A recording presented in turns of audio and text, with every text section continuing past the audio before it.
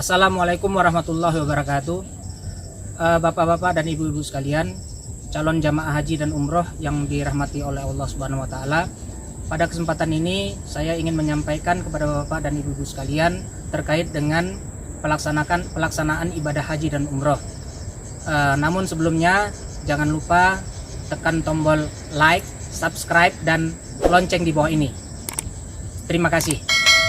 Baik, pada episode pertama ini saya akan membahas khusus mengenai wajib umroh. Kenapa saya ambil umroh dahulu? Karena umumnya jamaah haji dari Indonesia adalah haji tamatu. Haji tamatu di mana pelaksanaan ibadahnya dimulai dari umroh dahulu, nanti setelah umroh baru pelaksanaan hajinya. Wajib umroh. Wajib umroh adalah semua kegiatan ibadah umroh yang apabila dilanggar atau ditinggalkan tidak membatalkan ibadah umroh kita, akan tetapi kita harus membayar dam. Wajib umroh ada 3. Yang pertama, ihram di miqat. Yang kedua, menjauhi larangan ihram. Dan yang ketiga, tawaf wada.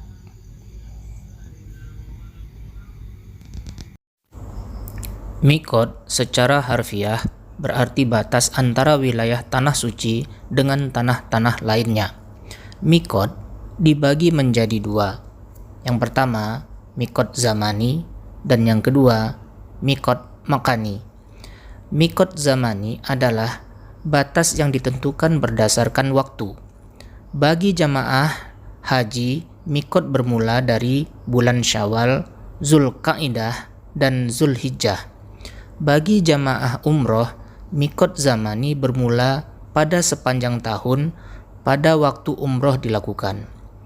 Yang kedua, miqat makani. Miqat makani adalah batas yang ditentukan berdasarkan tempat miqat. Rasulullah Shallallahu Alaihi Wasallam telah menetapkan 4 tempat miqat bagi penduduk luar Mekah. Yang pertama, Zulhulaifah atau sering dikenal dengan Masjid Bir Ali adalah tempat miqat bagi penduduk Madinah.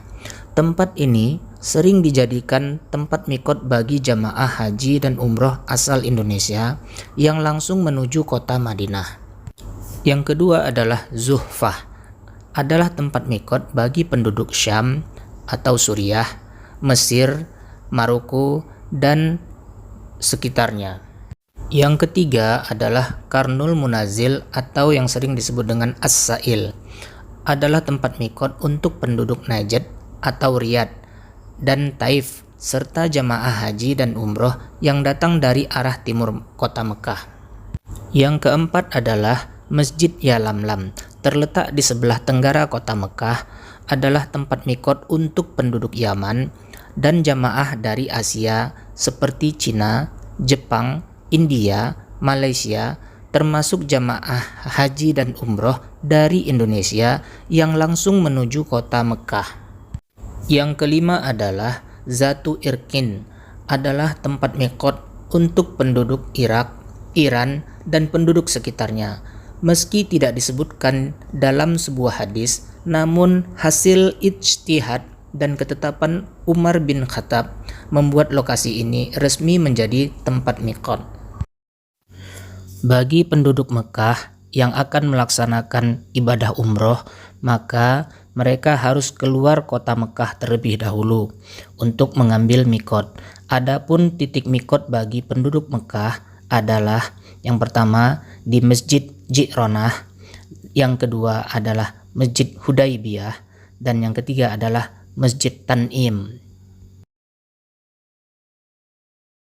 Bagi jamaah haji dan umroh yang berasal dari Indonesia, ada 5 tempat miqat yang menjadi favorit.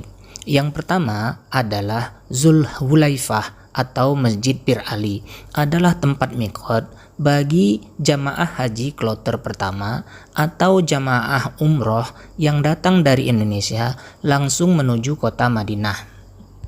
Yang kedua adalah Yalamlam, adalah tempat miqat bagi jamaah haji kloter kedua atau jamaah umroh yang mendarat di Bandara King Abdul Aziz dan langsung masuk ke kota Mekah. Pada saat di atas daerah Yalamlam, pramugari mengumumkan bahwa posisi berada di atas Yalamlam bagi penumpang yang akan melaksanakan ibadah haji atau umroh dipersilahkan mengenakan pakaian ihram dan melafazkan niat. Sedangkan untuk umroh sunnah, biasanya umroh kedua, ketiga, maupun umroh keempat, jamaah umroh asal Indonesia mengambil miqat di 3 tempat. Yang pertama di Masjid Ji'ronah, yang kedua di Masjid Hudaybiyah, dan yang ketiga di Masjid Tan'im. Wajib umroh yang kedua adalah menjauhi larangan-larangan umroh. Yang pertama, untuk laki-laki tidak boleh memakai pakaian berjahit dan penutup kepala. Untuk wanita, menutup seluruh tubuh kecuali wajah dan telapak tangan. Yang kedua, tidak boleh memotong kuku dan menggunting rambut. Yang ketiga, tidak boleh berburu, membunuh hewan, merusak tanaman. Yang keempat adalah tidak boleh memakai wangi-wangian kecuali yang dipakai sebelum berihram. Yang kelima, tidak boleh bercakap-cakap kotor, termasuk bercanda-canda yang mengandung unsur pornografi. Yang keenam, tidak boleh bertengkar dan berbantah-bantahan. Yang ketujuh, tidak boleh melamar, menikahkan, dan menjadi saksi dalam pernikahan. Dan yang kedelapan, tidak boleh bercumbu atau berhubungan badan bagi suami istri. Wajib umroh yang ketiga adalah tawaf wada. Wada secara bahasa artinya perpisahan. Tawaf wada artinya tawaf perpisahan yang dilakukan bagi orang yang hendak meninggalkan kota Mekah, kecuali keringanan bagi wanita yang sedang berhalangan atau haid, sebagaimana hadis riwayat Bukhari nomor 1755 dan Muslim 1328. Yang perlu diperhatikan terkait pelaksanaan tawaf wada adalah tidak boleh melakukan aktivitas apapun di sekitar Masjidil Haram setelah menyelesaikan tawaf wada, kecuali untuk membeli kebutuhan sebagai bekal di dalam perjalanan. Dan yang kedua, melakukan salat sunat 2 rakaat setelah selesai tawaf wada. Bagi jamaah haji, tawaf wada dilakukan setelah seluruh rangkaian ibadah haji selesai dilaksanakan dan dilaksanakan pada saat hendak meninggalkan kota Mekah. Baik bagi jamaah haji kloter pertama yang akan meninggalkan kota Mekah kembali ke tanah air maupun jamaah haji kloter kedua yang meninggalkan kota Mekah menuju kota Madinah. Demikian tadi penjelasan saya terkait dengan wajib umroh ya. Jangan lupa ikuti terus video kami selanjutnya yang berhubungan dengan rukun umroh. Di episode yang kedua nanti saya membahas rukun umroh.